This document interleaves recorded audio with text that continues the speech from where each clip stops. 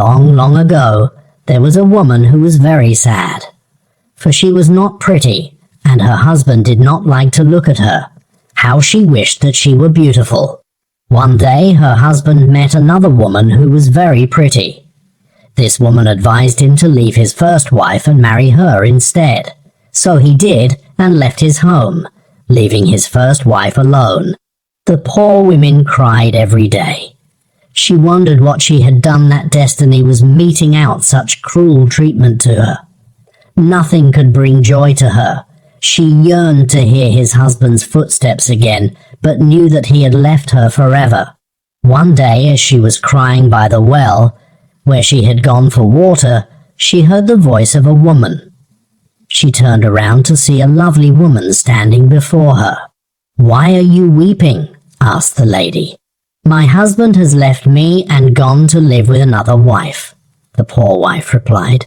"Why did you two quarrel?" asked the woman. "No, he left me because I do not have a pretty face," answered the wife.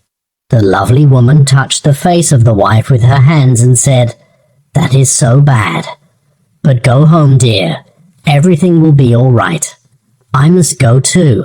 The sad wife went back home, little knowing that the woman she had just met was a witch. She finished her daily chores and was about to sleep when she was startled to find a very beautiful woman standing in her room, staring at her. Soon she realized that she was standing before the mirror, staring at her own face that had magically changed into a countenance that could well be described as the prettiest in town. Soon, news spread through the town that the plain woman in such and such a house had been transformed into a very beautiful woman. Many young men went to see the pretty woman, and all were pleased with her beauty. Soon the bad husband came to the house, and how he was surprised to find that her plain wife was now a pretty woman, living alone by herself. He tried to persuade her into accepting him back into her life, but she would not listen to his entreaties. He promised never to leave her again and said, "Now I understand that this miracle has happened only to bring me back to my senses. Even if you were your plain self, I would have wanted to come back to you. I promise that I will never make such a mistake again." The lady at first refused to believe him, but at last she said, "If you will leave the woman who is now your wife and come to live with me right along, I will take you for my husband." The man agreed, and the pretty wife took him back to her house. When the other woman heard about all this, she became very angry. She had also heard about the transformation of the plain wife and how she was changed by a witch. All the plain women of the town had already started to visit that well in the hope of meeting the witch someday in their lives. This woman went there too, for she hoped that the witch would make her even more beautiful than her husband's first wife.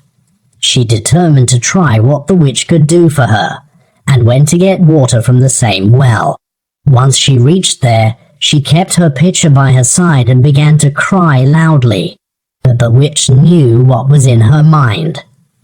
While she made herself visible only to poor souls, she made an exception this time.